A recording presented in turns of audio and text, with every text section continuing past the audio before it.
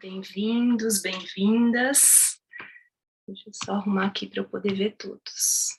Olá, eu sou Fabiana, uma das psicanalistas aqui da Casa Frida. Um grande prazer estar aqui com vocês hoje, nessa roda de conversa pensada pela Paula Mandel, idealizada por ela, que tem como tema o teatro e a psicanálise, um divã no palco, o palco no divã. A Casa Frida é um projeto composto por 6 psicanalistas, mulheres, a Paula Mandel, eu, Carla Bellintani, que foi quem idealizou o projeto, junto com a Renata Catacini, a Isadora Lousa, e a Marcela Seff, que também integra esse time com a gente. A gente trabalha com uma articulação entre a arte, a psicanálise e o luto, num eixo clínico de pesquisa, e uma das nossas vertentes de trabalho é propor esses espaços de conversa, onde a palavra pode circular, onde a gente possa dar um lugar para poder falar de alguns temas que são tão ricos para nós, articulando sempre com o eixo da arte e a psicanálise, né? O projeto Travessias, que é o projeto que a gente está aqui hoje, foi pensado durante a pandemia, por conta de todas as questões impostas a todos nós, e ele foi pensado pontualmente na pandemia, mas depois nós decidimos deixá-lo para poder falar das travessias e poder fazer essas articulações, né? Hoje o nosso encontro vai contar com uma leitura dramática, num período breve, por volta de 15, 20 minutos. Antes disso, a gente vai assistir uma apresentação que o Tiago vai fazer, e depois a Paula vai poder apresentar. Essa roda foi idealizada por ela, e para quem não sabe, a Paula escreveu essa peça que a gente vai ler, que vai fazer essa leitura dramática. Ela é escritora, autora de alguns livros infantis e adultos, é de uma riqueza muito grande toda a contribuição que ela traz, e hoje ela veio partilhar aqui com todos vocês. Esse encontro vai ser gravado, depois vai ser disponibilizado no YouTube. Se alguém não se sentir à vontade, quiser fazer alguma fala e não se sentir à vontade com a gravação, pode mandar uma mensagem que a gente faz um recorte dessa fala e preserva aqueles que se sentirem um pouco mais expostos, enfim, né? É só entrar em contato com a gente aqui pelo bate-papo que a gente faz esse recorte. A gente vai pedir para, na hora da leitura dramática, vocês poderem desligar, se possível, o microfone e o vídeo também, para a gente poder criar um ambiente para que essa leitura possa nos tocar, nos impactar, e depois a gente retoma fazendo a abertura do microfone e da câmera para poder fazer essa palavra circular, né? Então, bem-vindos, bem-vindas. Vou passar agora a palavra, não sei se o Thiago vai falar, mas eu acho que ele vai apresentar um vídeo que foi preparado, um vídeo breve de 2 minutos, e depois a Paula entra. Obrigada.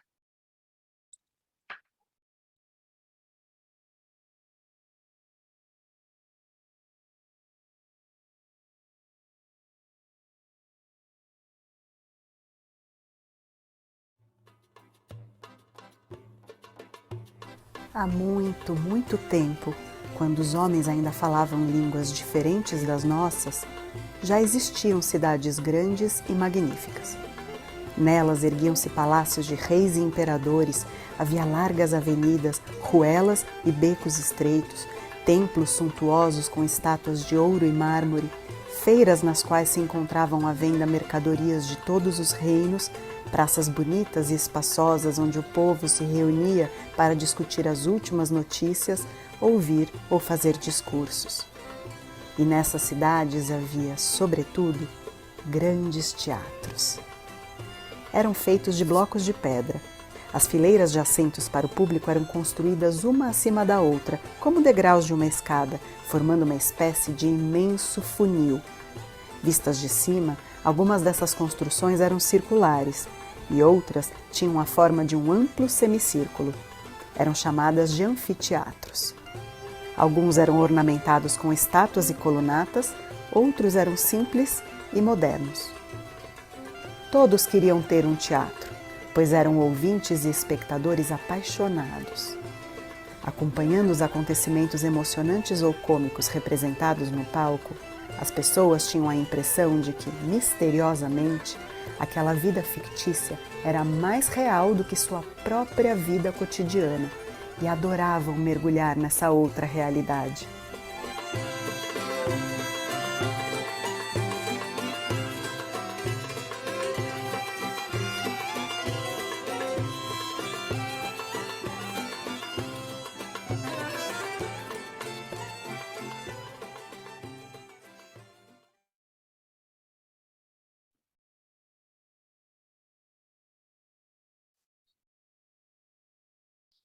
Bem-vindas, bem-vindos. Eu vou explicar um pouquinho a nossa proposta para a noite de hoje. Explicar um pouquinho esse diálogo entre a psicanálise e o teatro. A humanidade tem uma relação ancestral com a arte. Desde a infância, precisamos representar de alguma forma o que vemos, o que ouvimos e sentimos. E também gostamos de nos valer da apreciação do que os outros criaram. Os gregos sabiam muito bem disso e deixaram para a gente como herança o teatro, que é uma das manifestações artísticas mais completas, por envolver texto, cenário, encenação e principalmente público. O ser humano é um ser teatral, que representa a si mesmo, sua multiplicidade de eus nos palcos do mundo.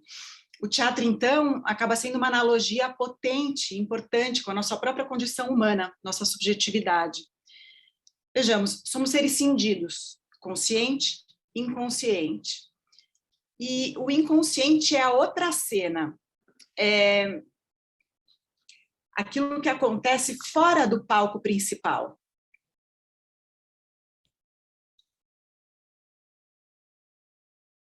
Acontece nas coxias. Vocês sabem o que são coxias? As laterais do palco que se encontram atrás e que não são visíveis.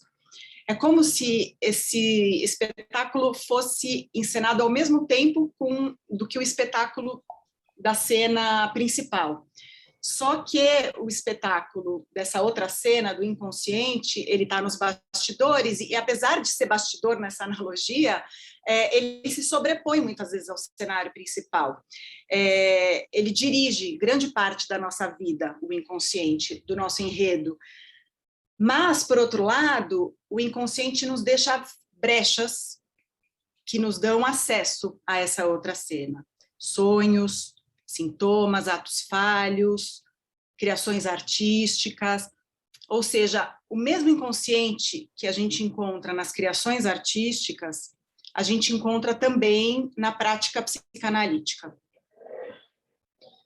Mas talvez o ponto mais interessante dessa analogia entre teatro e psicanálise é que somos nós mesmos que representamos diversos papéis, de dramaturgos das nossas narrativas, a diretores das cenas protagonizadas, atores das nossas representações, finalmente, a espectadores da nossa própria vida. Ao longo da vida, a gente pode ocupar todas essas posições, às vezes simultaneamente, às vezes um papel se sobrepõe ao outro, se contradizem, se complementam. E, além disso, o teatro tem um elemento catártico, uma liberação de afetos, e com isso pode provocar identificação no espectador, seja com os personagens, seja com a trama. Riso, choro, sentimentos ambivalentes, a recusa de desejos insuportáveis à cultura em que estamos inseridos, o medo da finitude. Bom, tudo isso é do humano, então pertence às subjetividades e pertence, portanto, à psicanálise. É encontrado nas artes e representado, obviamente, no teatro. Acho que até mais do que isso, é purgado no teatro. Da civilização grega até hoje, o teatro segue tendo esse papel fundamental e fundante. Mas também é interessante notar essa relação entre quem cria e quem aprecia, quem escreve, quem lê, quem interpreta, quem assiste. porque a criação artística é um vetor de dupla direção. Liga o escritor ao leitor num mesmo esforço representacional, um esforço de criação de sentido, de elaboração das questões e das dores humanas. Bom, sem mais delongas, a noite de hoje é uma homenagem ao teatro e um convite à leitura dramática de uma cena inédita, de uma peça que ainda não foi montada, está em fase de montagem, que leva em torno de uns 15 minutos, como a Fabi falou. Depois a gente vai abrir para conversa. Aí a gente convida todo mundo quem quiser, evidentemente, a ligar a sua câmera, ligar o seu microfone para a gente poder circular a palavra. E eu queria explicar que originalmente a ideia era que essa leitura fosse feita por 2 atrizes profissionais, mas uma delas, infelizmente, teve um imprevisto, a Annette Naiman, e por conta disso eu assumi a tarefa de substituí-la, e por conta disso já peço desculpas antecipadamente, porque não sou atriz, então rogo às musas que nos agraceiem esta noite, nesta leitura. O texto fala do medo da doença, da morte, esse medo que nos causa uma ferida narcísica. E aí se coloca a pergunta, diante da finitude, que é uma verdade incontestável e universal, que atitude tomamos? Que posição assumimos? Nos tornamos onipotentes, nos tornamos impotentes, ou aceitamos essa limitação primordial e abraçamos a potência da relação com o outro, a potência da empatia? Bom, leitura dramática, não sei se vocês já participaram de alguma, não é uma encenação, não estamos num teatro, vocês vão ter que, com a ajuda das rubricas, vão ter que imaginar cenário, figurino, sonoplastia, e eu vou, então, apresentar a atriz que se juntou a nós essa noite, Einat Faubel. Queria primeiro agradecê-la pela generosidade de se juntar aqui a nós nessa travessia, e vou apresentá-la. Einat Faubel é atriz, diretora, bailarina e professora de interpretação. Formada em licenciatura Teatro e Educação na Faculdade de Artes Alcântara Machado e em Artes Cênicas pelo Teatro Escola Célia Helena. Fez parte do grupo Tapa e de outras companhias igualmente consagradas. Participou de longas metragens, curtas, seriados. Atualmente atua como diretora de atores e também atriz em Adassa, o musical da companhia Nissi.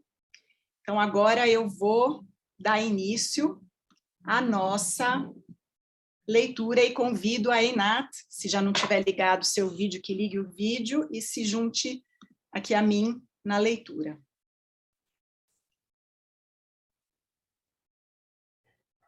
Einat, pode começar. Espetáculo inédito, Enxame. Autora Paula Mandel. Atrizes Einat Faubel e Annette Naiman. Leitura da primeira cena no evento Travessias de A Casa Frida. Primeira cena, onipotência. Sandra, paciente mulher, cerca de 40 anos, examinando as mamas. Doutora Amélia, médica, vestindo um jaleco. Uma cama de hospital. Barulho de chuva forte.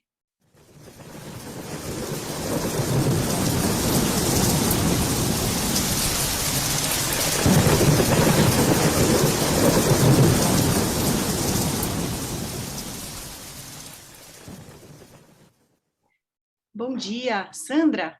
Prazer, sou a doutora Amélia. Eu vou realizar teu ultrassom de mamas agora, tá? Pode erguer os braços?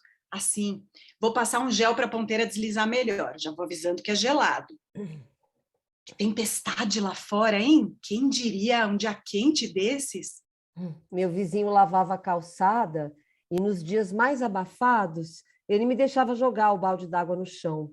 Então aquele cheiro ocre descolava do asfalto e geralmente caía uma chuva de verão. Eu me achava a fazedora de tempestades. Oi? Não entendi. Não, estou só pensando alto. Você achava que lavar a calçada provocava chuva? Sabe esses dias abafados? Já notou que geralmente chove? No verão eu ajudava o vizinho a lavar a calçada e como depois vinha uma chuvarada, eu associei a tempestade ao meu balde d'água. Era o meu superpoder. Eu sei de que cheiro você está falando. Cheiro de asfalto molhado. Pois é, para mim era pura consequência da minha tempestade. Tá ansiosa, né? Calma, é só um exame. Pense em outra coisa. Ah, eu penso, mas quem disse que adianta? Pensamentos de Sandra. Quando eu era pequena, acreditava que se eu fechasse os olhos, o mundo deixaria de existir. Mamãe, papai, as bonecas, o tchutchu do balé, as histórias da tia maluca. Se a realidade era aquilo que eu enxergava, fechando os olhos, eu fechava o mundo e tudo mais, tudo que eu conhecia. Vou apertar aqui. Eu apertava os olhos e desejava forte que tudo sumisse, que só restasse eu.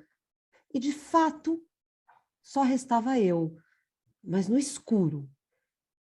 Minha respiração, meus batimentos se acelerando, mas então me dava um medo. Levanta a cabeça e sobe o pescoço.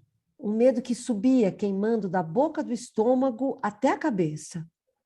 Abre um pouco o avental, por favor. Se eu reabria os olhos e me reassegurava, tudo ainda estava lá. Mas não, em cada piscadela daquelas eu encontrava um novo mundo, mais morto, mais incompleto, cada vez mais longe do início e perto do fim. Será que era um castigo por ter experimentado o desejo de ser sozinha? Experimenta virar mais para lá. Depois do meu exercício predileto, era imaginar, a cada saída de mamãe e papai, que eles não voltariam. Volta para a posição anterior. Você consegue? É que morreriam no caminho. E eu chorando em seu enterro, compreendendo que a partir dali eu teria de viver sozinha. Eu achava que se eu imaginasse cada detalhe da situação, quando acontecesse de verdade, quando eles morressem mesmo, eu estaria preparada. Vou preparar mais gel geladinho para a ponteira deslizar melhor. Então eu imaginava qual seria o dia da semana, o que eu tinha almoçado, que roupa usava, se era verão ou inverno, se eu teria tido escola naquele dia ou não, se era aniversário de alguém, cada detalhe. Eu estou detalhando as medidas agora, tá? Quando eles voltavam, eu dava o maior abraço e eles adoravam, claro, mas nem desconfiavam que era um abraço preventivo. Você já imaginou o teu próprio enterro, doutora? Quando eu era criança, eu imaginava meu funeral lotado, transbordando de gente, desespero e dor, ai, culpa. Ah, sim, muita culpa. A doce vingança da culpa. Todos os que tivessem me ferido estariam lá, dilacerados por ela. A amiga que não me emprestou aquela borracha de apagar lápis com cheirinho de morango, a irmã que me negou o sapato, a avó que me obrigou a comer chicória. Todos estariam lá, prestando seu tributo. E o mundo acabaria ali mesmo. Como pode o mundo sem mim? Hoje penso, como pode o mundo comigo? Criancinha onipotente você foi, né? As crianças são mesmo engraçadas, mas em adulto isso não cai muito bem. Agora relaxa, já vai acabar. Lembrança de Sandra. As duas se realocam. Agora são Sandra e sua irmã. Estão num avião, sentadas na mesma fila de poltronas, lado a lado. Voz da aeromoça. Senhoras e senhores, afivelem os cintos e permaneçam sentados. O avião está passando por uma pequena área de turbulência. Irmã tentando tranquilizar a Sandra. Relaxa, já vai acabar. Sandra, o avião já vai pousar logo, logo. Respira fundo, conta até 10 bem devagar. Não olha para a janela, não olha para a janela. Sandra respira, se acalma. As duas ficam um pouco em silêncio, chacoalhando, juntas na turbulência, de mão dadas. Sandra, e se o avião caísse? Você endoidou? Não tem nenhuma parte tua, assim, nenhuma partezinha, assim, curiosa? Eu, hein? Nem pensar. Como é que você pode sequer imaginar isso? Ah, e você nunca imaginou mesmo? Ai, meu Deus! O avião dá outro solavanco. Como é morrer? É imediato e indolor ou demora e dói? Acaba tudo ou tem algo além? Você acredita em vida após a morte? Reencarnação. E eu vou reencarnar paraquedista. E eu sempre vou trazer meu paraquedas comigo, em caso de acidente, pane no motor, etc. Você sabe, às vezes pode ter sobreviventes, nem todo mundo morre. Eu, hein? Ficar inválida a vida toda, que nem a tia Vânia. Mas nem todo mundo fica inválido. Alguns saem ilesos. Já pensou se os sobreviventes não se tornam até pessoas melhores?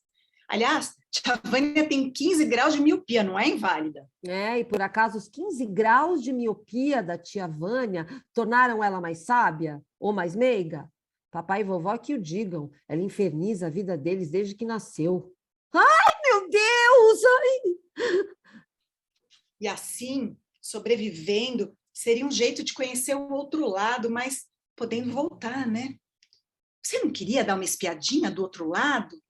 Mas e se eu espiasse do outro lado e não quisesse voltar?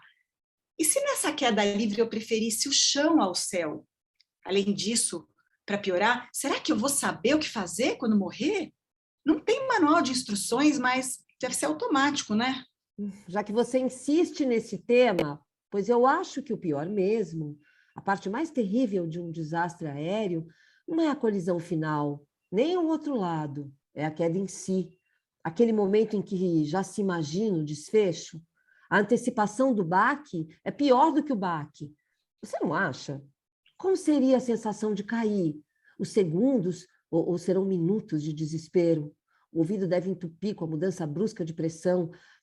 O avião despencando faz algum barulho? E o cheiro? Cheiro de combustível queimado? Ou cheiro de suor? Talvez de algum xixi que tenha escapado de algum passageiro descontrolado? Bom, eu com certeza me mijaria toda.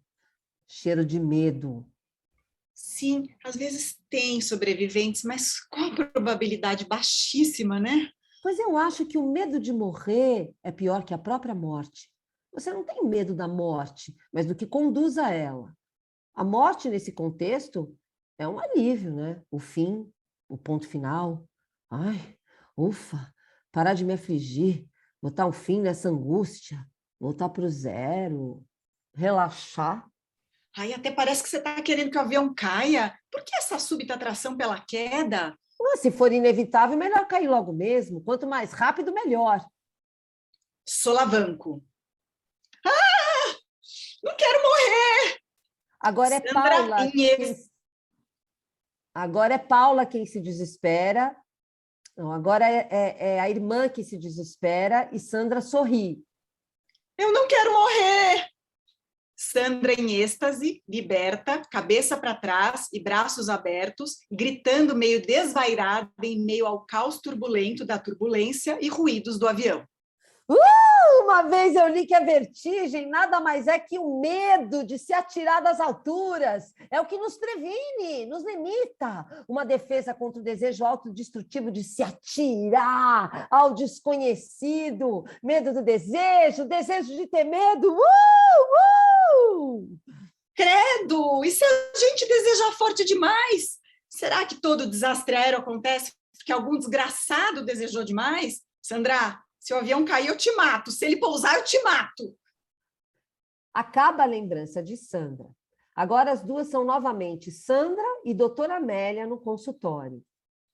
Sandra, só mais um minutinho e já acabamos. Depois do exame, vida normal, sem restrições. Pode tomar banho, passar creme hidratante no seio, desodorante na axila, fazer exercício, levantar peso, jogar balde d'água no chão para provocar chuva, o que quiser, tá bem? Chega de balde d'água no chão. Eu devo ter provocado enchentes e inundações demais, não é, doutora?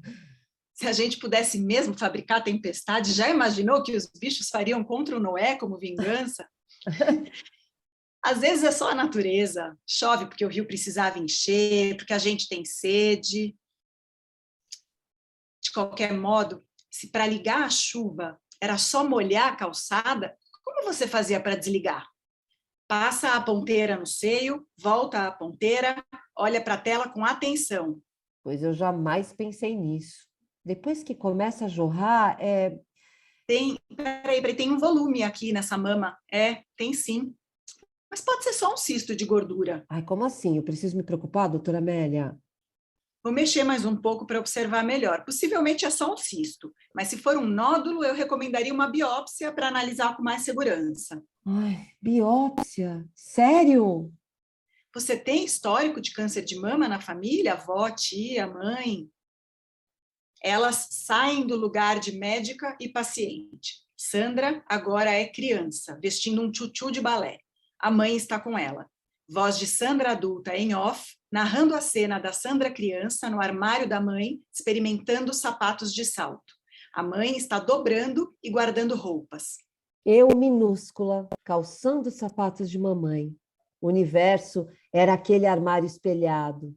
Quantas poses, quanto de mamãe não refleti naquele espelho. Até que um dia, calçando a sapatilha dela, ensaiei um passo de balé mais arrojado e espatifei o espelho que se fez em cacos sobre mim.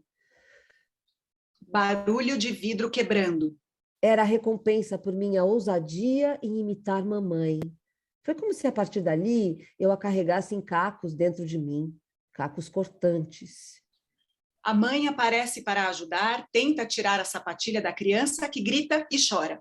Mamãe, eu acho que entrou um vidrinho aqui bem na pontinha do meu dedão, mamãe. Sandrinha, mamãe vai ter que mexer aqui. Tenta se acalmar. Confia em mim, confia. Sandra adulta, voz em off, continua pensando. Dedão esquerdo ou direito? Nem lembro mais. Durante semanas o inchaço do dedão.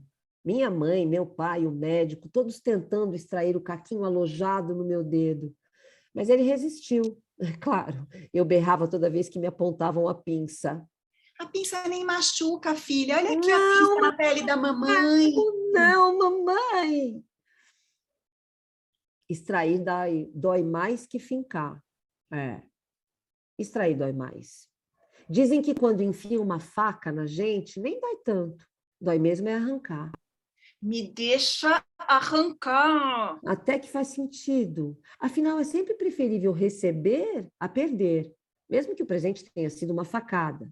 Bem, as semanas, meses passaram e o sinal do caco lá, na ponta do meu dedão. Mamãe dizia, virou corpo, filhinha. Sim, virou corpo. Os cacos que levo comigo. Os cacos que estão em mim. Sou feita de cacos fincados em mim, num espelho quebrado do que me restou de mamãe. Olha a pinça tirando o caquinho do pé da Babi. Chacoalha a boneca Babi. Por anos, um traço arroxeado de poucos milímetros, quase imperceptível, latejava em meu dedão quando eu apalpava. E eu apalpava, eu queria sentir. Uma ponta insignificante, um memento, uma ameaça, um souvenir. Virou corpo, filha. Mas não, era um apêndice alienígena dentro de mim, durante anos. Até que um dia, não muito tempo atrás, aquele traço arroxeado já não era mais tão roxo. Era mistura de amarelo, rosado, cor da minha pele. Apalpar já não era suficiente para buscar aquela dor. Não tinha mais dor. Aquele vidrinho mergulhado mais fundo em algum lugar entre a epiderme e o osso. Dissolvido? Será possível? Ou apenas encapsulado? E hoje nem sei mais se o pé do caco é o direito ou o esquerdo.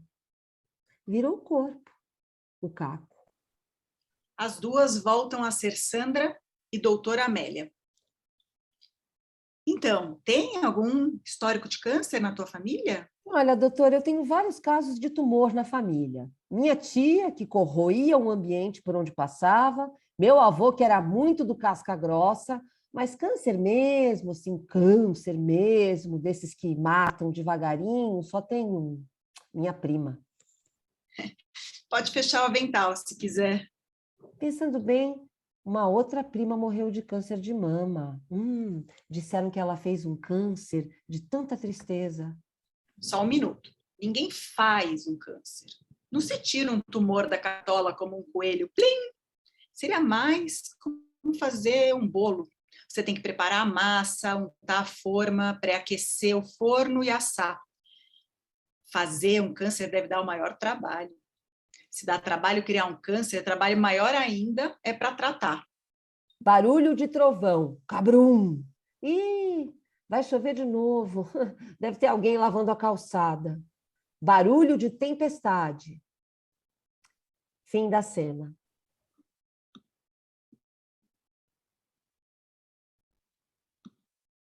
Pronto, agora quem quiser abrir o vídeo e o microfone, fica à vontade, a gente vai circular a palavra para a gente conversar.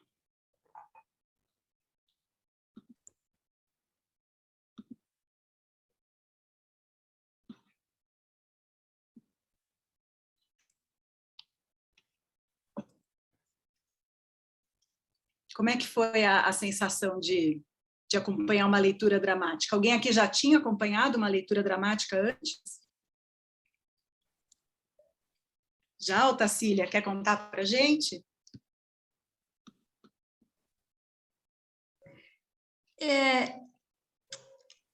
Eu acompanhei, mas antes eu não trabalhava como psicanalista, né? Então, eu acho que foi uma experiência diferente por causa disso.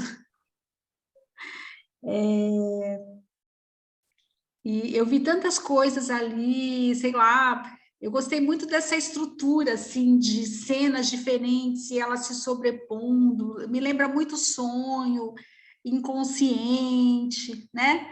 As coisas que os pacientes trazem, as coisas que a gente vive, assim, eu me vi ali dentro, sabe? Eu me emocionei bastante aqui em casa, nesse momento.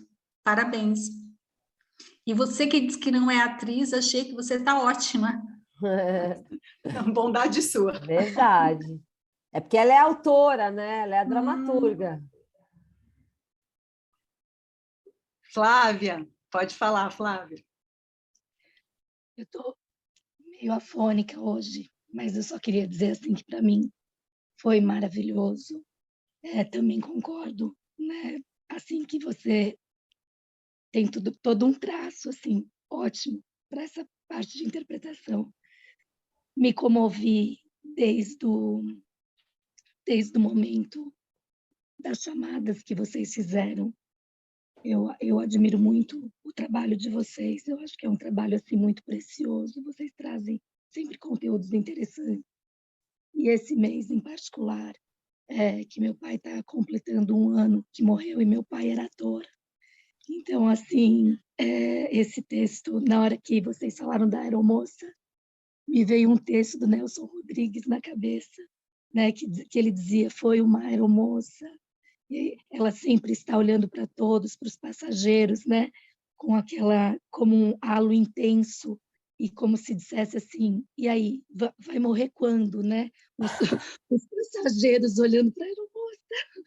Então, assim, eu assim, me comovi por ele, e eu acho que a parte da faca, quando é dito, né, que perder dói mais do que colocar, né? Mesmo que seja uma faca fincada na gente, tirar dói muito mais. Então, essa fala para mim foi muito forte. Então, é isso. Quero agradecer demais o trabalho de vocês, que eu admiro e acho lindo. Flávia, nós que agradecemos a sua presença, a sua colaboração, e que bonito, seu pai era ator, que profissão que eu tenho verdadeira paixão pelas artes dramáticas, e todo o meu respeito a ele. E essa parte que você falou, né, da faca, mas é curioso como o avião ele tem um potencial cômico, né? Mesmo numa cena tensa, você trouxe o Nelson Rodrigues, grande Nelson Rodrigues, que tratava como ninguém, ele sim, né? Tratava realmente de temas muito difíceis e tabus com um humor que era invejável, né?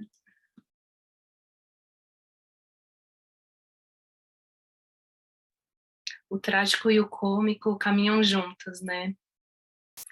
E Flávia, né? Nem sempre é fácil, né? Tá aqui, né? Se aproximando de algo que remetia a ele. esse universo, né, que era dele, onde você fazia a sua imersão, enfim, então você está aqui podendo partilhar um pouco, tornar ele como ele com certeza é presente, mas trazê-lo aqui de uma certa forma através dessa presença simbólica, né? Então, que bonito esse processo que te permite se aproximar hoje, que talvez em outros momentos não foi possível pensar que isso seria possível para estar aqui. Então, obrigada pela sua presença e por partilhar sua experiência aqui.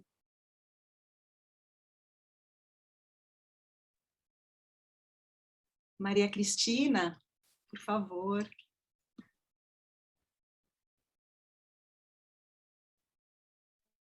Você está com o microfone sem desligado. microfone.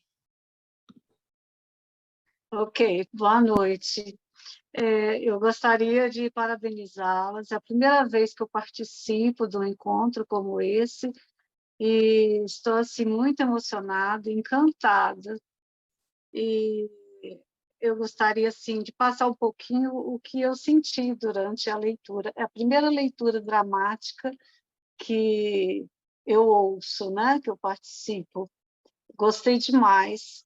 E eu fico assim, muito ansiosa, porque a minha vontade é de não esquecer absolutamente nada, nem uma palavrinha, sabe? Então, eu acho que, ao mesmo tempo, isso acaba me atrapalhando, porque, sabe, meu Deus, eu vou esquecer da sequência, das palavras que foram usadas, enfim, mas é uma questão assim, que eu sei que eu preciso me acalmar, né, para não ficar assim, ansiosa, para querer memorizar tudo, que é realmente impossível, né? E o que eu gostaria também de participar é que, durante toda a minha vida, eu nunca tive muita preocupação com essa questão da morte, a finitude. E realmente, até hoje, não é uma coisa assim que me preocupa tanto. Eu tenho tido, ultimamente, alguns pensamentos em relação a isso, mas eu não digo assim que seja uma grande preocupação, porque eu acho que eu tenho uma maneira assim, de escapar desse tipo de preocupação, que é viver bastante assim, a minha família, os meus contatos, né? E então, pelo menos por enquanto, não é uma coisa assim que me preocupa tanto em relação a mim, né? Em relação às outras pessoas, parentes, pai, mãe, enfim, eu tenho sim preocupação, mas e às vezes eu fico pensando, puxa, acho que eu sou meio esquisita, porque todo mundo se preocupa com isso e eu não. Mas eu gostei muito, sabe, de nessa leitura, né, eu perceber essa finitude, né, as pessoas se preocupando, né, e quem sabe talvez eu agora também esteja começando a preocupar com isso e ainda não me dou conta, né? Então é isso, tá? Eu agradeço a oportunidade de estar aqui, gostei muito. Eu não diria que você é esquisita, Maria Cristina, eu diria que você tem muita sorte de não se preocupar tanto com a morte, que a morte não fique rondando como um fantasma os seus pensamentos. Eu diria muito mais sorte do que esquisitice. Obrigada por ter participado. E eu fiquei pensando na tua fala, dessa tua preocupação, né, de procurar seguir o texto e se preocupar de tentar memorizar a experiência. E aí eu queria até compartilhar contigo que eu acho que o mais impactante numa experiência estética é a sensação que fica do que a literalidade, sabe? Tem algumas peças, a Inata vai até poder falar melhor, porque ela, como atriz, tem um repertório infinitamente maior que o meu, mas tem algumas peças que eu sou apaixonada, como, por exemplo, Esperando Godot, do Beckett. Eu assisti diversas montagens, teve uma época que acho que virou moda de novo esse texto, não sei, e tiveram várias companhias montando para o nosso deleite, e foi aí que eu comecei a perceber detalhes do texto. Mas até então, o que ficava comigo, e eu acho que até hoje o que mais fica comigo é a sensação que eu tive ao estar ali numa experiência estética de ter atores interpretando ali, vivendo personagens, vidas que não eram as deles, com questões que podiam não ser as deles. É mais para mim a sensação, sabe? O que você acha, Iná? Eu fico pensando em como o teu texto me puxa para muitas sensações e angústias que eu tenho, né? Que a gente tem, que eu acho que a gente vai se identificar de alguma maneira, né? Cada uma do seu jeito. Interessante, né? Essa fala da Maria Teresa, né? Porque essa experiência que ela teve ouvindo esse texto suscita ela o fato de, poxa, mas eu não penso nisso, né? Isso é muito interessante, porque é como a experiência teatral ela acontece, ela impacta uma pessoa por aquilo que você sente ou por aquilo que você não sente, por aquilo que você divaga na sua vida, né? Que eu acho que é uma característica muito da sua dramaturgia, que é muito essa coisa do teu inconsciente, é o teu jeito de falar sobre as questões inconscientes que todos nós temos, né? Com detalhes de que às vezes a gente não tem. Mas eu também acho a Maria Teresa uma pessoa de muita sorte. Que você deve ter construído isso dentro de você. Isso é maravilhoso. Eu acho que isso tem a ver com viver o presente, né? Eu não sei, estou aqui. Sou leiga, gente, não sou da psicanálise. Mas eu, como intérprete, diretora, quando eu vejo quando eu lido com textos como o da Paula ou até o do Nelson Rodrigues, é isso, né? O Nelson Rodrigues ele conta piada num velório. E quem nunca teve um acesso de riso num velório, né? É verdade. Como a gente reage em determinadas situações, né? Que é também o que a Flávia... Não foi esqueci o nome da moça que nos apresentou tudo, que é o trágico e o cômico que estão o tempo inteiro na nossa vida, né? No nosso ser.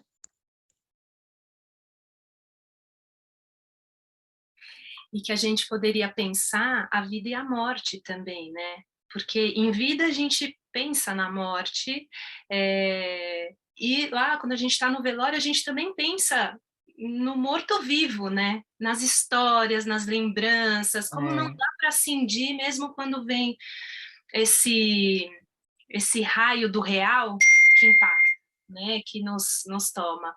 E eu fiquei pensando, Maria Cristina, né? Isso, Maria Cristina. Né? Uma coisa é a gente saber da nossa finitude, outra coisa é a gente ser tomado por ela.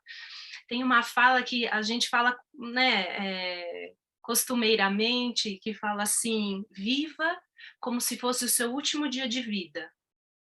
Gente, se for o último dia de vida, a gente vai estar em angústia, né? Sim, Assim, porque está tão de frente com a finitude, com o que vai acabar, que talvez não dê para fazer o bom proveito desses últimos momentos, porque é isso, eu acho que né, vai trazendo um pouco como as angústias vão permeando, a finitude, a morte, a vida, como tudo isso é mesclado, né?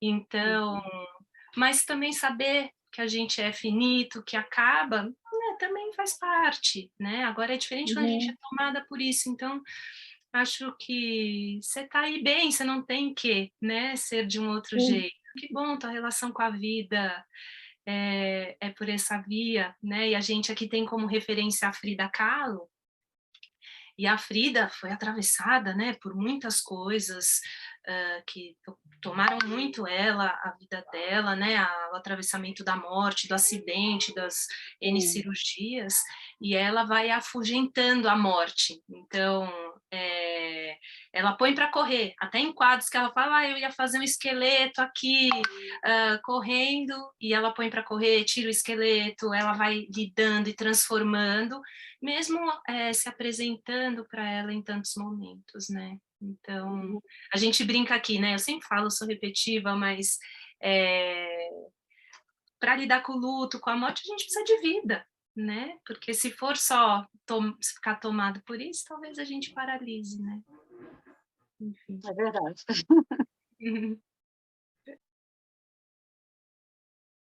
A Miriam agora levantou a mão. Miriam, pode falar?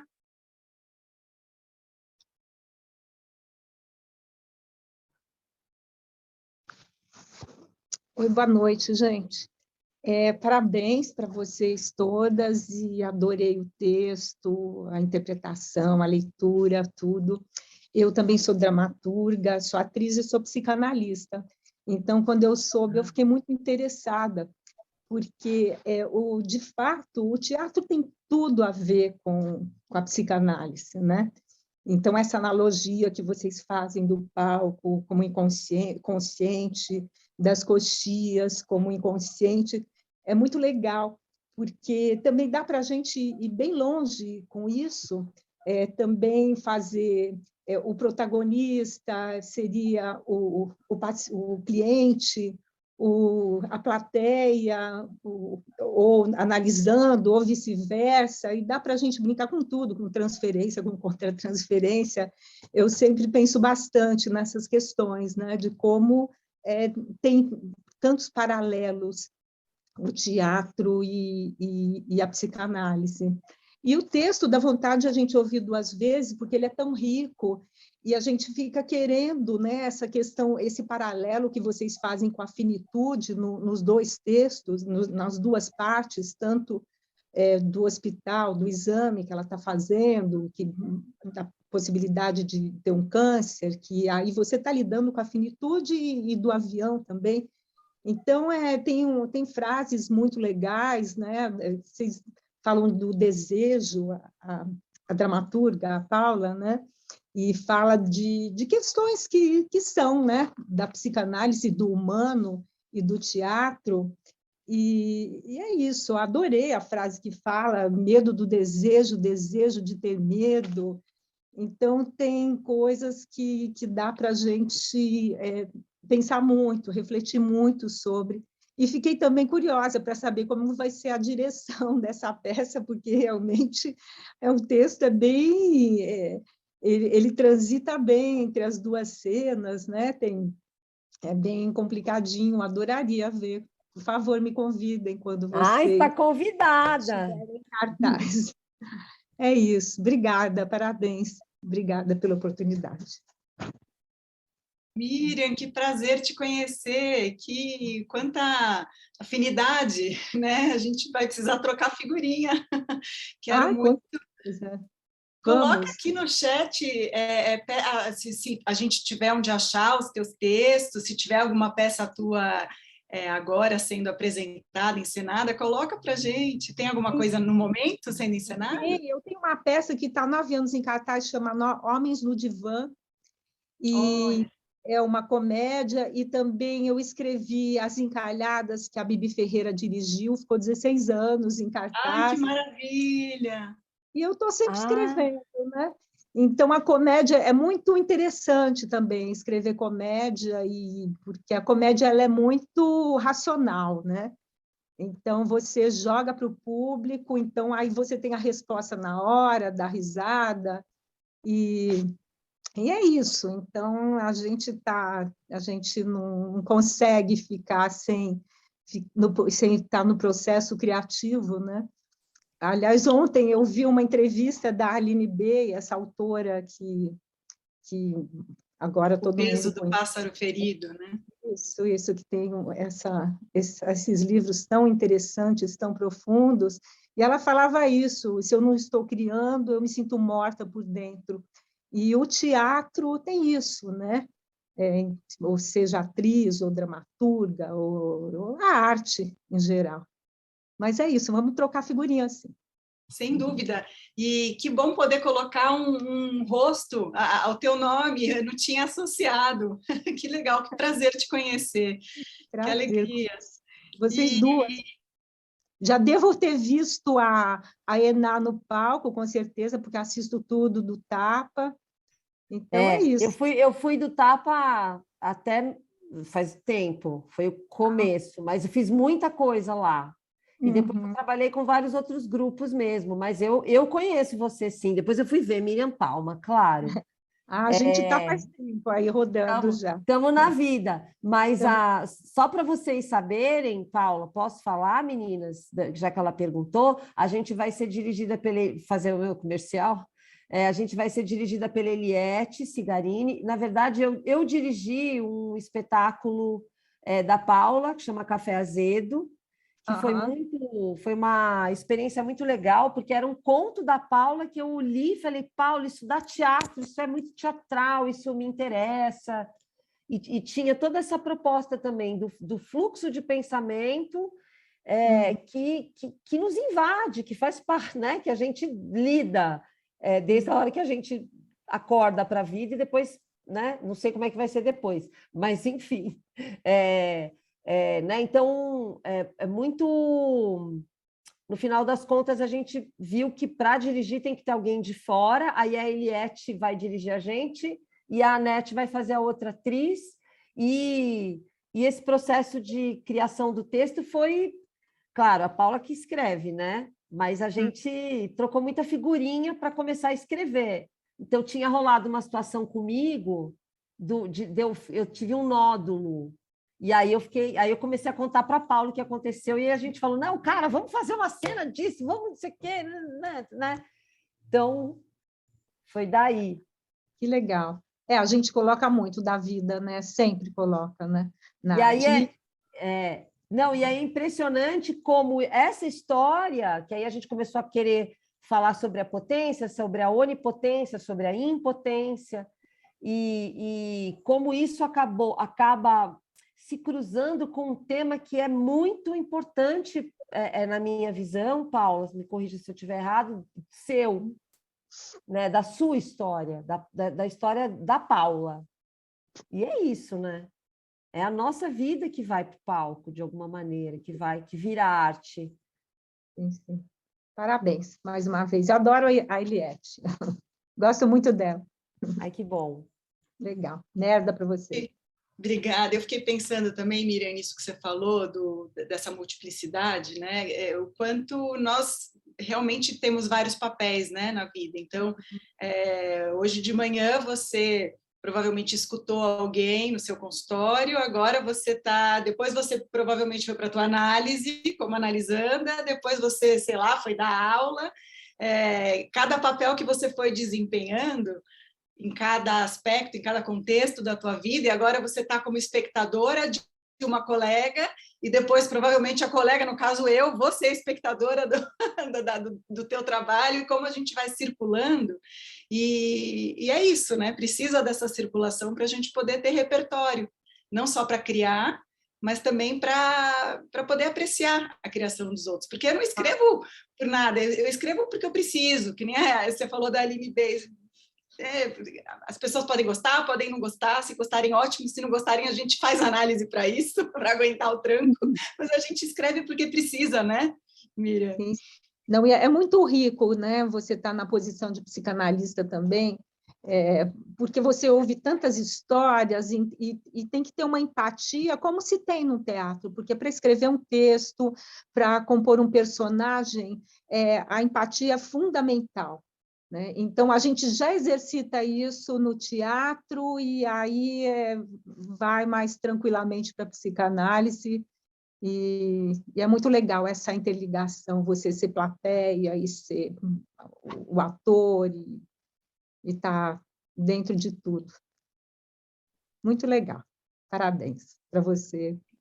O Roland Barthes, que fala, acho que é no Prazer de Texto, agora eu não me lembro qual é o texto dele, que ele fala justamente e eu tenho amor por esse livro dele, ele fala justamente dessa relação.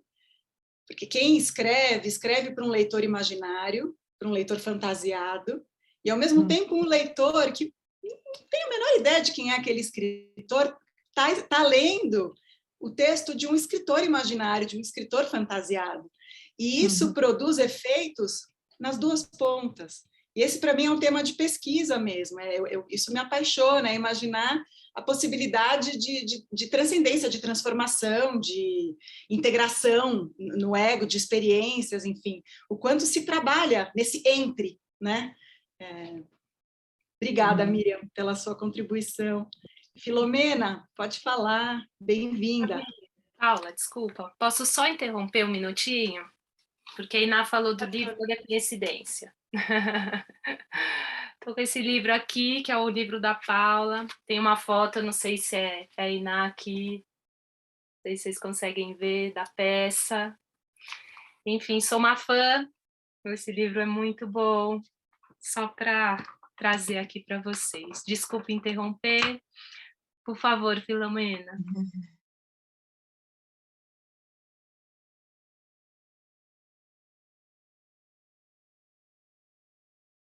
Bem-vinda.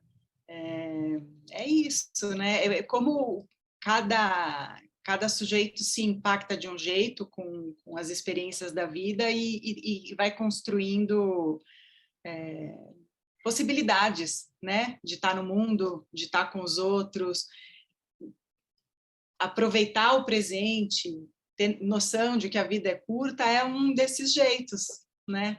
De aguentar o tranco. Uma vez eu escutei um psicanalista falando que viver é pancadaria. Essa frase diz tudo, né? Então, como cada um vai descobrindo o seu jeito.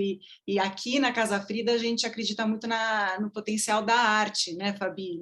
Na arte como provocadora, como disparadora, como a gente olha a produção dos outros e, de alguma forma, a gente pode se identificar ou não com aquela personagem, e isso pode nos trazer uma mobilidade para, às vezes, questões que estão paralisadas, né? Que estão ali congeladas.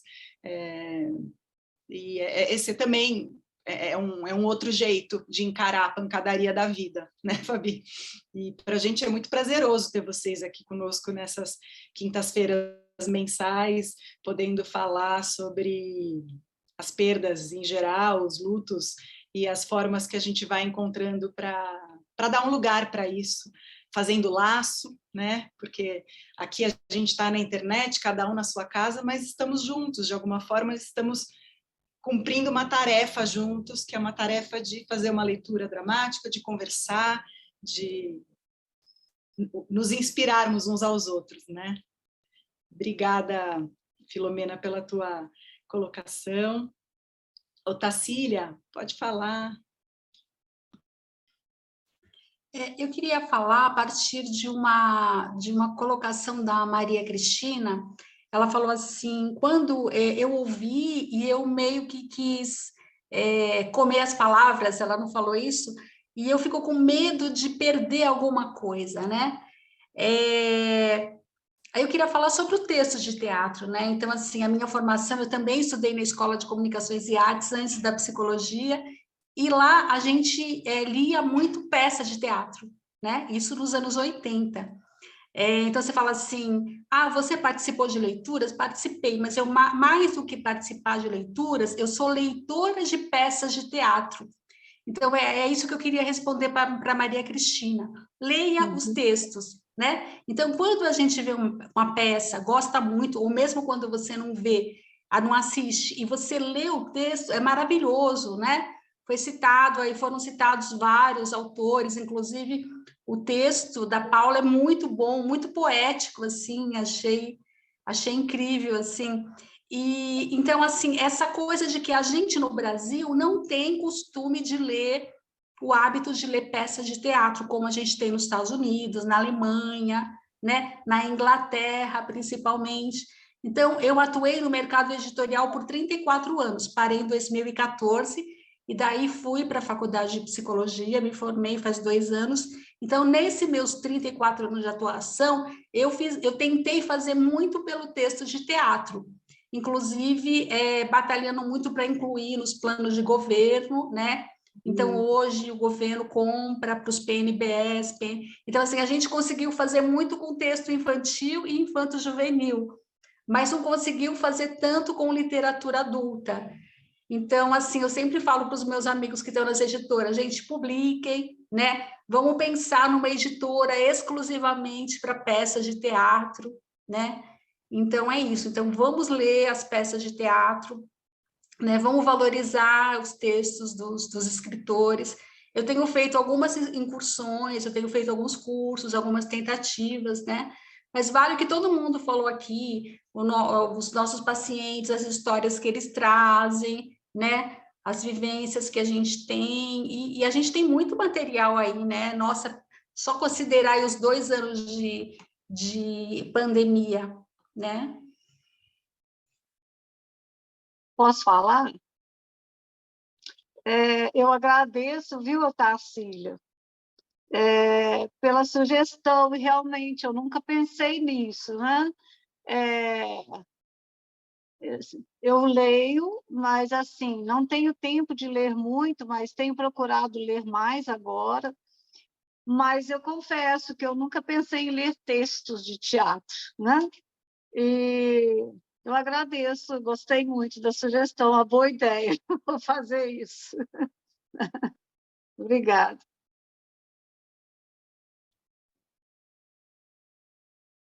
Ler textos de teatro, de fato, não é muito um costume, né, brasileiro, mas é muito prazeroso ler os textos, por exemplo, do Plínio Marcos, como são pungentes, né? Ler Shakespeare é sempre muito bom. Ótima recomendação, Otacília. Sim. Flávia? Pode falar, Flávia. Ai, gente, eu tô tão sem voz, vocês me desculpem, mas é que assim, eu fico escutando, não tem como não falar. Eu coloquei até, não dá para vocês verem direito, mas coloquei o sobretudo do meu pai, enquanto eu escuto vocês, porque assim, como se ele estivesse me aquecendo, assim, ao mesmo, porque tudo que está sendo dito é tão ele, sabe, assim. E agora a Otacília fez essa menção dos textos. E o meu pai, ele é ator, diretor de teatro, deu aula em escola há muitos anos. E aí, quando ela comentou, realmente a leitura de texto é algo que é muito fora, infelizmente no Brasil não se pratica. E o meu pai, os textos dele eram enormes. Eu trouxe a maioria das coisas para minha casa, porque falei para o meu marido, eu não sei o que eu vou fazer com tudo isso, mas eu não posso deixar isso. Tipo assim, eu não tenho cabeça para ver isso agora, naquele momento, né? E eu falei assim, eu não posso deixar isso de qualquer jeito, jogar fora, não posso. Aí quando ela falou isso, a tia dele falava para ele assim, meu filho, o seu trabalho, porque ele nunca conseguiu ganhar dinheiro com o teatro, com a arte em si, né? Então, a tia dele falava assim, meu filho, seu trabalho é para fora. O Brasil não é público para você, meu filho, ela falava. Então, eu acho que assim, isso que vocês estão trazendo, eu acho que através da psicanálise, vocês conseguem dar um palco, sabe? Não sei nem se seria o melhor texto, seria a ribalta, né? Que são as luzes, né? Eu acho que o que vocês estão trazendo realmente ilumina a arte. E isso é muito bonito, porque, infelizmente, a arte é muito assim, menosprezada. E eu acredito que através da psicologia, da psicanálise, da área da saúde, talvez um dia essa arte consiga ser reconhecida. Mas o que eu queria pedir um favor, não quero ser intrometida, mas se eu puder deixar aqui, como eu estou vendo que tem muitas pessoas do meio artístico e que valorizam a questão de texto, eu vou só colocar o meu nome do Instagram, se vocês puderem depois, se alguém tiver interesse, em entrar em contato comigo, porque o meu pai escreveu um livro, chama O Rosto da Vida, a história do teatro, o teatro através da história, né? Da arte, enfim. E aí eu estou pedindo para que as pessoas escolham um capítulo desse livro para fazer uma leitura, para eu ter como se fosse um livro vivo, sabe? Então, assim, para quem se interessar, eu agradeço de coração. E eu só agradeço porque eu acho que nada é por acaso. E eu fui muito chamada pelas imagens. Vocês não fazem ideia o quanto as imagens que vocês colocaram para fazer as divulgações eram imagens que ele utilizava. E o quanto do texto trouxe coisas dele para mim. Então, assim, eu ia vender esqueci como é que é isso, aquele terno que parece um pinguim vestido, eu não lembro como é que é o nome disso, eu ia botar à venda. Eu peguei agora, eu falei, eu não vou vender, eu vou ficar com isso como se fosse um figurino, eu sei que fica enorme em mim, mas eu vou vestir isso, é meu pai. Quanto é isso, né, Flávia? A despedida, quanto mais importante a pessoa foi, quanto mais espaço a pessoa ocupava na nossa vida, mais essa perda fica intolerável quase, né? Mas muito bonito esse processo, esse trabalho de luto que você está descrevendo, como você se vestindo, né, do seu pai, como você interpretando, como você recebendo isso, essa herança, e a gente se transforma um pouco, né, nas pessoas que a gente ama e que partiram. Elas ficam ressoando dentro da gente. Muito bonito de ver esse teu processo, e estou emocionada de você estar compartilhando com a gente. E queria te pedir para colocar, sim, por favor, coloca aqui no chat o seu perfil do Instagram. Eu quero muito ler o livro do seu pai, quero muito voltar a falar com você. Obrigada, gente. Obrigada por ter vindo. Esteja sempre conosco. Obrigada mesmo. Desculpem aí alguma coisa. Imagina, Flávia. Adalberto, bem-vindo, Adalberto, pode falar. Boa noite, tudo bom? Me escutam? Sim, boa noite. Boa Te escutamos, noite. sim. A minha internet caiu várias vezes, no início eu tive que entrar e tal. Eu estou aqui com uma luz meio, até uma luz de fundo, tem um abajurzinho ali e tal, porque eu estava esperando, eu nunca tinha participado e estava esperando algo muito formal, uma roda de conversa. Aí eu vi que é um encontro de almas, vamos dizer assim, e eu sou um arteiro, eu não me considero artista. Eu acho meio prepotente eu me dizer com gente com tanta gabarito e tanto chão e tanta carreira, mas eu voltei para a arte, na verdade, depois de anos, e eu sou para o teatro, voltei agora durante a pandemia em rodas de leitura dramática virtuais, depois de resistir muito. Eu não queria voltar, e daí a minha companheira disse, vamos fazer algo, daí eu esperei, mas vamos esperar mais uns meses. Começou a pandemia em março de 2020, eu disse, vamos esperar até setembro, vai terminar, uma hora isso vai ter que acabar. Não terminou. Chegou outubro, a gente frustrado e não conseguia fazer nada de teatro. Bem quando eu quis voltar para o teatro depois de 10 anos. Não terminou. Daí eu sou meio resistente, eu era meio resistente ao virtual, era. E daí começamos com leituras dramáticas do Allan Poe, leituras dramáticas de terror. Então eu me identifiquei muito. E daí eu estava assim, olhando o programa de vocês, a divulgação, já há cerca de um mês, né? Eu vim acompanhando e me inscrevi por causa do tema teatro, obviamente, não precisa nem explicar isso, né? E daí eu estava esperando uma coisa muito formal, daí assim, não, combina comigo, porque uma noite eu cheguei em casa do trabalho, peguei um vinho, e daí assim, acho que combina com todos nós, vamos nos brindar. Eu acho que esses momentos de roda de conversa, saraus, coisas virtuais, combina com isso aqui. Então, sintam-se brindadas, desculpem o atrevimento. Tem uma vela lá, que a vela... Eu tive que acender um pouco a luz, senão eu ia assustar vocês, né? Tem louco para tudo nesse Brasil, né? Tem um abajurzinho ali com meia luz, mas aí agora vocês vão ver meu rosto direito, tá? Não vou falar o tempo inteiro assim, porque para não dar um choque, né, de realidade. Então, eu peguei essa coisa da morte, que acho que foi a Maria Cristina, né, que falou,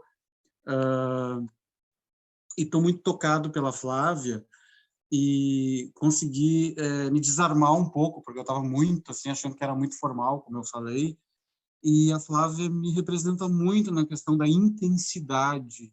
Eu sou uma pessoa muito intensa, eu me identifiquei demais com a fala dela, com a questão da identificação com o pai dela. Eu tenho tido perdas também, os meus afetos estão sendo todos. Me comoveu muito, e a questão da morte é premente. Mas eu não sei se isso é um contraponto ou é uma contribuição. Eu sou ateu. Então, o que isso me deu nos últimos anos? Me deu uma liberdade. Eu me sinto livre. Eu não preciso pensar num pai, ou num céu, ou num inferno. Não me dá uma... Assim, eu me sentia muito prisioneiro de uma fé que eu não tinha. Isso me angustiava, me torturava muito mais, porque até os 26 anos, eu estou com quase 50 anos, eu vi a minha família muito cristã, muito imbuída de uma religião. Eles não entendem até hoje, eles não conseguem entender. Eu tenho a minha madrinha, uma grande amiga, uma grande mentora minha, que morreu em maio do ano passado, ela não aceitou, ela não conseguiu me entender, nunca, ela morreu sem me entender, a questão de eu não acreditar em nada. Mas como? Isso te prejudica. As pessoas têm umas concepções assim. E eu não, de muito tempo, desde os 26 anos, eu acho isso extremamente libertador. Eu não, claro, eu não sou aquela pessoa do viver o presente e o futuro que, não, tem as minhas precauções, mas eu não me preocupo tanto com o futuro e penso na morte. Eu não tenho uma preocupação, eu não me ocupo previamente da morte. Eu apenas sei que ela é um fato e que ela vai acontecer cedo ou tarde. E isso me consegue hoje, e com um pouco mais de maturidade, me preparar, que era uma preparação que eu não tinha. Eu vivia muito mais angustiado anteriormente. Eu sei que vai acabar e eu preciso fazer alguma coisa para que essa vida não seja vazia. E eu não me preocupo muito com felicidade também. Um grande psicanalista aí, conterrâneo, naturalizado conterrâneo, né, que eu admirava muito, que era o Contardo Caligares, ele me representou numa frase dele, numa entrevista, porque eu não conseguia encontrar uma definição, e ele disse numa entrevista no Roda Viva, eu não falaram para ele de felicidade, mas você não fala em felicidade, você não é feliz, você não se preocupa em ser feliz. Ele disse, não me preocupo em ser feliz, eu me preocupo em ter uma vida interessante. Quando ele disse isso, ele me representou e me definiu, porque eu não conseguia encontrar. E eu acho que eu tenho algo no século XXI que não tem valor. Isso até a minha psicóloga, uma psicóloga recente, anterior à pandemia, me falou. Você tem algo, Adalberto, que de repente incomoda muitas pessoas, que é a questão de você tem experiência, algo que no século XXI não vale muito, principalmente no Brasil, que é um país extremamente materialista e consumista, que é a experiência. Isso ninguém te tira. E isso não é valorizado no mundo hoje. Por que as pessoas... né, tem que ter um carro, tem que ter um carro do ano, tem que ter uma casa, tem que ter filhos. Eu sou um homem gay solteiro, aos quase 50 anos. Não que eu tenha desistido, mas está difícil. O mercado está bem complicado, tá? Mas é uma coisa que eu vejo dessa forma. Estou dizendo, eu espero que isso seja uma contribuição. Ela fala de um outro ser humano. E eu acho que dentro disso aí, eu me libertei muito nos últimos anos. Eu consigo ver, e eu não vejo isso que eu estava dizendo, eu não vejo, agora falando da vida um pouco, eu não vejo, também é um outro ponto de vista meu, eu não consigo ver o tempo inteiro a vida como algo lindo, como um cercado florido, a vida é maravilhosa, eu não consigo ver, porque eu tenho uma visão social muito aguçada e um senso de justiça muito aguçado. Então eu vejo, eu sei que existem no mundo pessoas que sofrem muito, pessoas que nesse momento não têm os confortos que eu tenho. Então isso me faz também pensar na vida como algo de sofrimento, de um sofrimento que existe e que é real. Existem milhões, bilhões de pessoas no planeta Terra nesse momento que não têm os confortos. Olhar só para a minha realidade, dizer que a vida é linda. Mas a vida... Eu escuto muito isso em mesas, às vezes no final de um jantar. Agora, depois da pandemia, houve umas reaberturas. Eu fui convidado para um sarau de poetas para declamar, para dramatizar. Depois de muito tempo, depois de anos, e eu voltando, e no final, na mesa, estavam falando de coisas, falando também das perdas. No final, todo mundo conclui, não, mas a vida é linda. Não, a vida é maravilhosa. Eu digo, não. Eu tenho essa concepção de que a vida não é maravilhosa o tempo inteiro. A vida não é linda. A vida é cheia de sofrimento. E a vida, ela é triste, às vezes. Eu acho a vida triste, às vezes, porque o final nosso não é nada glamouroso. É a morte. Né? A gente sabe que vai morrer. Mas... e ela tem essas pessoas que têm dor, né? E eu penso nelas, mas eu tenho feito o possível para que essa tristeza não tome conta. O teatro está aqui para... eu vejo o quanto eu fiz mal em me afastar do teatro, da arte, esses 10 anos. O quanto isso foi uma coisa ruim que eu fiz para mim, porque eu me dediquei à minha vida profissional, me frustrei muito, e hoje eu voltei e eu estou fazendo a Casa de Bernardo Alba, que é uma paixão minha, que eu fiz há muitos anos atrás, há 9 anos atrás. Eu sou enlouquecido. Eu fiz todas elas, as 7, por ordem do diretor, sem tirar a barba. Tá? Era uma escolha dele. Eu fiquei enlouquecido. Se vão rir de mim, isso vai ser ridículo. Ele disse, você não vai tirar a barba. Foi uma experiência, foi uma coisa assim, total, assim, eu disse, mas eu já estava pronto, né, para tirar a barba, eu disse, mas não vai me caracterizar, isso é uma loucura. E eu com um pano, foi uma concepção imenso, que era tipo uma cobra, que foi um cartaz que nós vimos de uma peça, de uma versão espanhola, aquele pano ele vinha, ele saía da plateia, assim, rolando, tipo uma cobra, né, uma outra, porque existem várias concepções, né, da Bernarda Alba. Existem concepções que falam numa galinha, existem apresentações dela, as mulheres, porque é tudo soturno. Quem não conhece Lorca, né? A trilogia das mulheres, ele era dramaturgo e escreveu para as mulheres, e foi morto pelo governo do Franco um mês depois, foi a última obra dele. Ele era poeta, ele não é, perdão, acho que eu tive uma falha que eu falei dramaturgo. Ele era poeta, e depois entrou com essa trilogia, a trilogia das mulheres. Ele não era político, ele era das mulheres, o poeta das mulheres, e depois, né, ele escrevia para mulheres e faz essa obra soturna maravilhosa. Eu me arrepio todo. E o mais importante, eu falo do interior do Rio Grande do Sul. Eu estou trabalhando com mulheres que não são atrizes. Eu estou tendo um desafio, né? E eu trabalhei sozinho, como eu falei, eu fiz sozinho um sketch, uma adaptação de 30 minutos, tudo por escolha desse diretor há 9 anos atrás. Hoje eu volto, propus, e são mulheres que não são atrizes, mas são mulheres que têm histórias de vidas muito na concha, né? Uma delas, que é apaixonada pela Bernarda Alba e me fez a provocação, ela tem muito medo. Ela diz, mas como que a gente vai fazer isso? Então está sendo um desafio dizer para ela que a gente faz. Se a gente já se provocou, a gente faz. E o outro ponto também, que é um contraponto também, só para finalizar, porque acho que eu já me estendi demais, é a questão de que eu vi vocês de uma outra roupagem.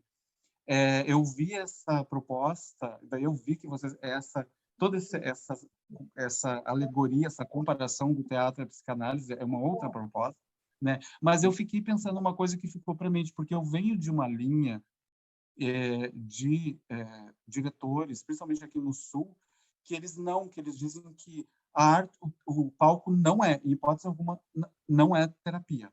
Se você for ali como ator e procurar terapia naquilo ali, você vai rodar do cavalo, você vai cair do cavalo, você vai se quebrar a cara. Porque, então, eu peguei muitos assim, mas eu mantenho um segredinho dentro de mim.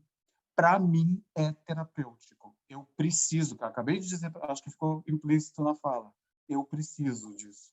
E o maior arrependimento é não ter feito isso. Agora, um contraponto é o seguinte, eu não vejo isso, eu concordo com eles no seguinte, quando se lança para o público como obra aberta, eu não vejo como terapêutico, eu acho muito perigoso isso aí. Talvez seja uma provocação, além da contribuição minha nessa noite. Muito obrigado por esse espaço, desculpem se eu me estendi demais. E um abraço para a Flávia, um abraço apertado. Muito obrigado. Para todos, mas especialmente. Fiquei muito tocado. Adalberto, que prazer te ouvir. Obrigada por estar aqui com a gente. E veja só, eu assisti uma vez uma montagem de A Casa de Bernarda Alba, estava falando de mulheres numa concha, veja só, num presídio feminino. Era uma montagem com as detentas. E foi muito emocionante, muito emocionante. Esse texto realmente é muito forte. O Lorca, você foi retomando um pouco a história dele. E olha, outra coincidência, aqui na Casa Frida, a Carla Belintani, que é a idealizadora do projeto, a coordenadora de todas nós, né, Fabi? A Carla, ela idealizou uma roda sobre flamenco. A gente fez um ano antes da pandemia, foi um pouco antes da pandemia, foi acho que final de 2018, ou já era 2019, enfim. Fizemos uma roda, quando as rodas ainda eram presenciais, com uma apresentação de flamenco, e falamos muito de Lorca no Instagram. A gente usou muito Lorca como um provocador, os poemas e a dramaturgia dele são atemporais, né? São para sempre. E eu queria só falar para vocês que a gente vai começar um grupo de estudos para quem se interessar nesse diálogo entre a psicanálise e a arte. Uma vez... olha quem está aí, a Carla Belintani. Já vou passar a palavra para você. Uma vez por mês, toda segunda a sexta-feira do mês, a gente vai começar a divulgar. A gente já abriu o evento no site da Casa Frida, mas a gente vai começar a divulgar. A gente está terminando de preparar o material de apoio. Para psicanalistas ou não psicanalistas, para pessoas interessadas nessa intersecção entre esses dois campos, que tem tanto a contribuir um com o outro. E eu discordo desses diretores, viu, Adalberto? Eu acho que tudo que a gente entende como terapêutico, se é terapêutico para a gente, é terapêutico. Acho que ninguém pode discutir isso, sabe? Se você tem no teatro algo que contribui para você, que te faz pensar, que te movimenta, pronto. Diretor nenhum vai tirar isso de você. Carla, que bom que você está aqui. Eu acho que... desculpa, perdão. Imagina. Só para completar a sua fala, eu acho que a gente pega de tudo, né? Vê de tudo e pega de tudo nessa vida, né? Porque teve diretor também que é restrito, assim, tipo, estados alterados de consciência, né?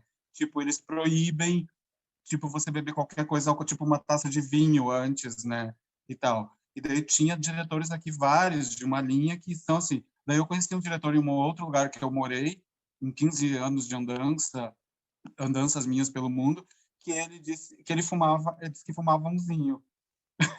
Antes tipo, se a peça era às 6 da tarde, no ensaio geral, ali das 4, ele, às 3 horas por aí, ele fumava umzinho, sabe? Ele dizia, não, isso aí pode ser ruim. Quer tomar tua tacinha de vinho? Toma, que isso aí é bobagem, isso aí, assim, ó, tipo... Então, né, a gente tem que buscar realmente aquilo que acrescenta, realmente. E você vai... E veja, uma peça de teatro sendo encenada por um grupo de mulheres que estão encarceradas e ali unidas num propósito de trabalhar um texto tão forte quanto esse, e o quanto isso não movimentou ali uma situação muito drástica, né, de encarceramento, e enfim, como a arte pode ser um recurso, uma intervenção muito, muito potente, né? Carla, bem-vinda! Paula, a Carla colocou aqui no bate-papo que ela não está conseguindo falar, mas que ela está escutando e que está gostando muito. E o Tiago, ele colocou também no bate-papo o link do curso.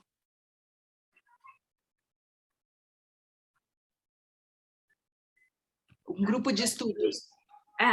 No grupo de estudos, desculpa, sobre teatro e psicanálise, né, que você falou, está aqui já direcionado no site da Casa Frida. E já estamos aqui chegando no momento da finalização. Temos vários projetos em andamento simultaneamente. Tem a leitura do Campo Geral do Guimarães Rosa, coordenada pela Carla Belintani, que acontece mensalmente, um encontro. Tem também um grupo de reflexão sobre o tempo e a passagem do tempo, coordenado pela Carla Belintani e pela Renata Catassini. Tem um grupo coordenado pela Fabi Domingues, que está aqui com a gente, sobre a Frida Kahlo, um grupo de estudos que nesse momento está fechado, mas, enfim, pode algum dia, eventualmente, reabrir para novos participantes. Esse grupo é a Fabi que coordena. Agora a gente vai ter esse grupo de estudos, e uma vez por mês a gente tem esses encontros do Travessias, que é a noite de hoje, em que a gente sempre traz algum objeto artístico, né, objeto em termos psicanalíticos, enfim, algum disparador artístico para movimentar os nossos encontros. Foi um prazer ter vocês, queria agradecer de novo a Inat Faubel, que muito gentilmente, muito generosamente veio se juntar a gente nessa travessia, e uma companheira de caminhos e travessias minha, e hoje eu tive o prazer de compartilhá-la um pouco com vocês. Fabi, você quer falar? Eu que agradeço, Paulette. Eu também agradeço muito o espaço, a oportunidade, foi muito bom. E Paula, também fui muito tocada por essa experiência, me tocou muito. Então. Gente, boa noite, nos vemos em breve. E Flávia, vou te encontrar no Instagram, viu? Quero continuar a conversa com você. O que mais tenho aqui comigo são textos. O que vocês precisarem de textos, tenho muitos para compartilhar.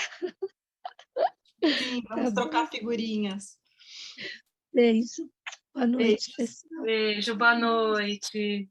Obrigada. E a Carla está lembrando aqui que o próximo Travessias é em homenagem aos 5 anos do projeto da Casa Frida. O próximo Travessias vai ser o mês que vem. Em breve a gente divulga a data certinha.